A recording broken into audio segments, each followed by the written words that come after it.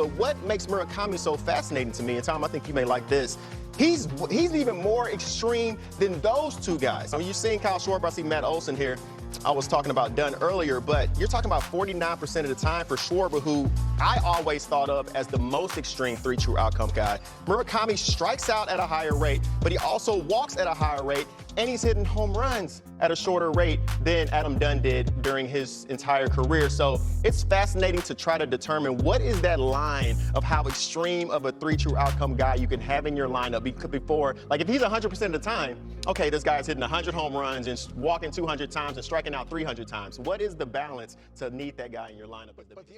Hey guys, and welcome back to Anzo. In today's video, we're going to be talking about Munetaka Murakami. That's a name that we heard about going into the off season, that this guy could be a great guy for the Yankees at first base, but the Yankees kind of got themselves in the position where they were looking at this guy to really have him take over that position, but Ben Rice came out of nowhere. But Murakami is making huge noise in the MLB right now. If you haven't heard, he tied Aaron Judge in the home runs, in the home run lead with 14 already this season. And coming from the critics that were saying that he can't hit fastballs, he's not going to do much, and really the only team that gave him a solid offer was the Chicago White Sox. So he went to the Chicago White Sox to play first base for them, and he's been a solid player for them. And now the question is, should the Yankees trade for him? Is there room for a guy like this on the Yankees who's physically a guy that has a history of just hitting bombs in Japan? Huge home runs. Amazing number. He's like the Aaron Judge of Japan when he was out there. And this guy is, a lefty, perfect for Yankee Stadium to just hit bombs upon bombs. And the Yankees should consider it. So let's look into it. You guys can tell me in the comments down below what you guys think. But once I saw this guy tie Aaron Judge for the amount of home runs, I said, there's something here. And definitely I want to make a video about this. And so let's talk about the Yankees right now, their mentality. It seems like they're in savage mode. They are in win now mode, in whatever that means, doing whatever is possible to win right now. And so the Yankees have some long-term questions to ask themselves, especially with guys like Giancarlo, Stanton getting older and the lineup needing another power bat. Ben Rice is a surprise to see that he's keeping up and providing that power bat now in the lineup when guys like Stanton is going to get hurt. And that's a fact. He's in his late 30s. His contract is basically going to be up next year. I would predict that next year would be his final year, 2027. And because he's going to have a club option 2028, I doubt the Yankees will pick that up. I believe he would be 38 years old. No one's really going to be picking up that option for millions of dollars for a Stanton that is going to give you maybe 50 to 70 games in a season and take up that DH spot. So the Yankees could fill in that void with a player like Murakami.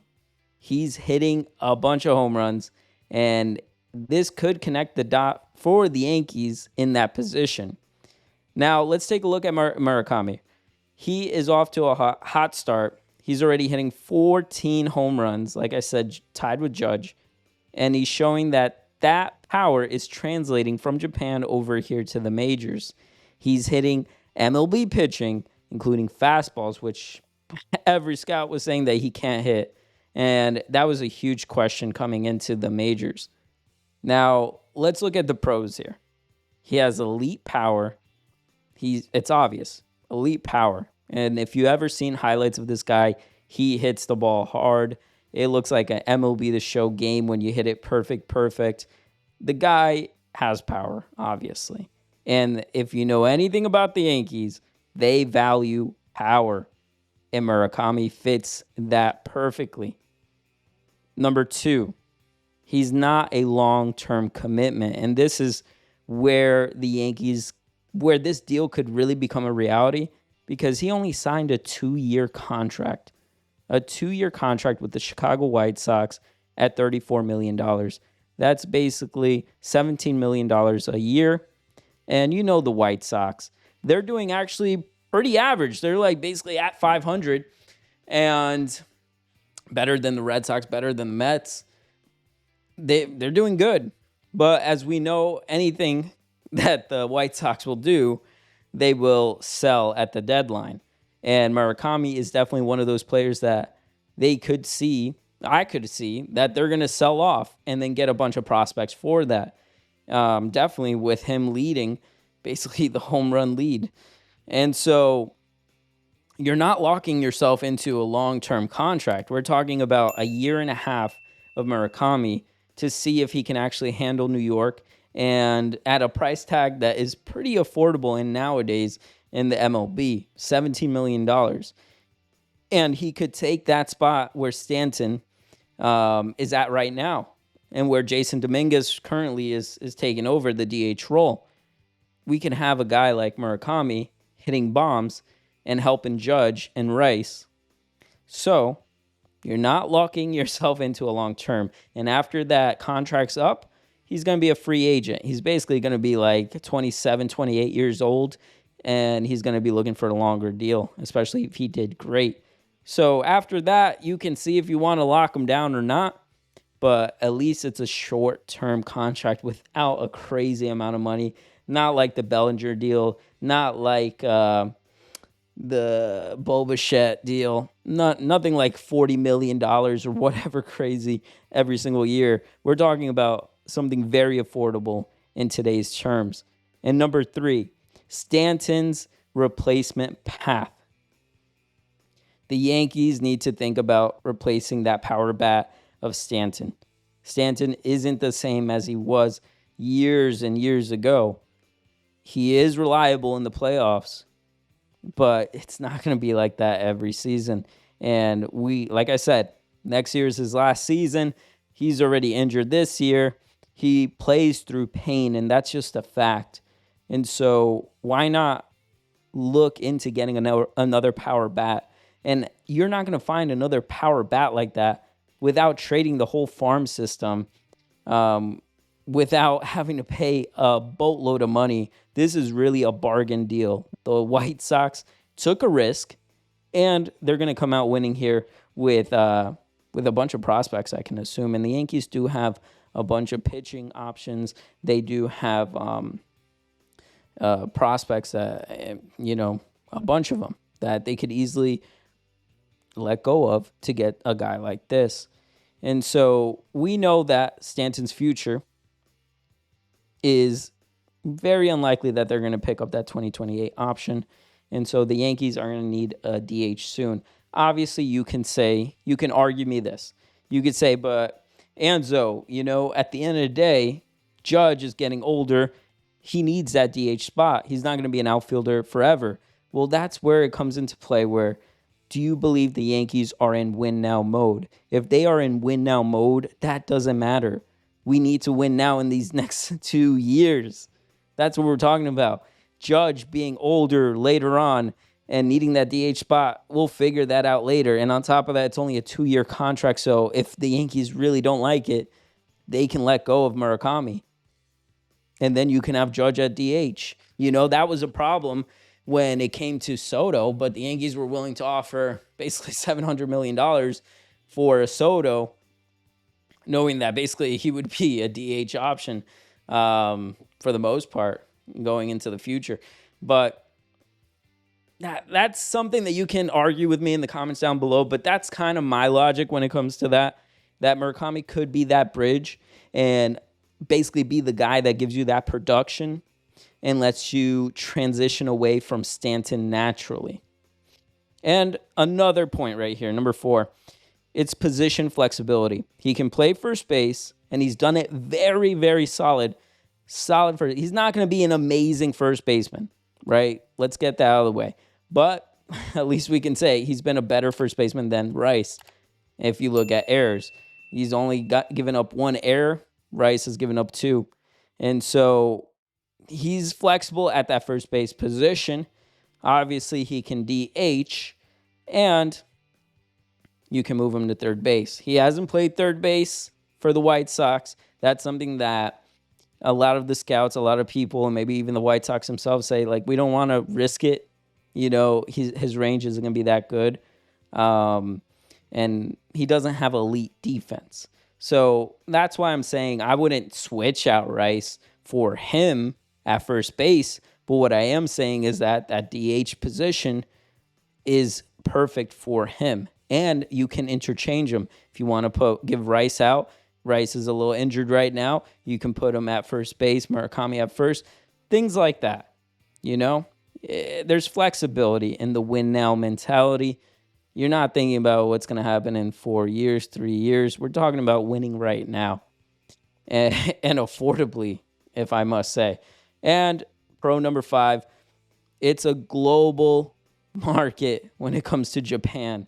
If the Yankees are really thinking also about making some money here, we're talking about tapping right back into that Japanese market. You see what the Dodgers have done. You see, I'm sure, what the White Sox have done. I'm sure they're making some good money with the Murakami, because we're talking about a guy that's hitting bombs out there in Japan, coming to the United States. It's a guy that's selling jerseys. It's a guy that is bringing in that Japanese market, and the Yankees need to tap back into that market. And that's the business side of it. He's going to be boosting international attention, and why not bring it back? Bring back the Matsui vibes, hitting those home runs as a lefty in the short porch. That's something that the Yankees need to think about. And now let's talk about some of the negatives, some of the cons here. Obviously, like I mentioned briefly, his defense. Let's be honest, he's not going to be a great defender. At first base, he's been solid, one error, but range-wise, he's pretty average. He's not going to win you games with his glove. Let's just leave it at that. Number 2, the lineup fit. And this is probably the biggest issue. Where does he actually fit? We already got Ben Rice at first. Really, the rotation of different players going into DH. Jason Dominguez right now, he needs at-bats to develop. But my point to the Jason Dominguez thing is that next year we're not going to have Trent out there in center. We're going to probably have either Jason, or if we don't trade, Jones, then we're going to have another Jones, like another outfield ready to go, another outfielder. Or Jason could be a trade piece, right? So another point is Judge will need some DH days as he ages. But like I said, are you in the win now mode, or are you concerned about 3 to 4 years from now? So it's still a negative, but that's kind of my point to contradict that. And now the blocking, the flexibility. This is another con. If you bring Murakami in, you're taking away flexibility. And this is something that Aaron Boone loves. For Dominguez, for Judge rest days, bench rotation. And that matters over a full season. So it's tough. It's a tough decision. And another negative is, yes, it's only 2 years, but you're still committing playing time in a lineup that already has a lot of moving pieces. It could mess with the mojo. It could mess with the vibes. But then again, there's upside to Murakami that, it's hard to say that the Yankees wouldn't be intrigued to get another guy that hits home runs. What's the stat that I always hear? That whenever the Yankees hit 2 or more home runs in a game, their record is almost like 90% win rate. It's like a crazy number. And so imagine getting a Murakami that has hit 14 home runs like an Aaron Judge, and Rice has been raking the ball too. Now you got 3 guys, and Stanton is just an additional piece off the bench that you could use when it comes to the playoffs. Let him heal during the season and have him ready to go. And basically, those are some of the cons right there. But I want to see your opinion. This was something that I've been reflecting on, and I really personally wanted Murakami to be on this team, but it looks like nobody wanted to give him a chance, but the White Sox at least did take that chance. And for me personally, I think it comes down to one thing. If the Yankees are truly in win now mode, then adding a Murakami makes sense, because that extra power, especially with Stanton aging, could be exactly what this lineup needs. But if you're thinking long-term roster balance, then it can get complicated. So I want to hear from you guys. Would you trade for Murakami at the deadline? Or do you think the Yankees already have enough and they should focus on maybe some bullpen arms, maybe another bat, a utility guy? Let me know in the comments down below. And if you're enjoying Yankees content, make sure to subscribe. I'll be really interested. I'll be answering the comments down below. As always, I'll see you guys next time. Even when you feel low, you can still go. Even when you feel slow, you can still go. Even when there's no hope, you can still go. I never answer to no, man, I still go. Go, go.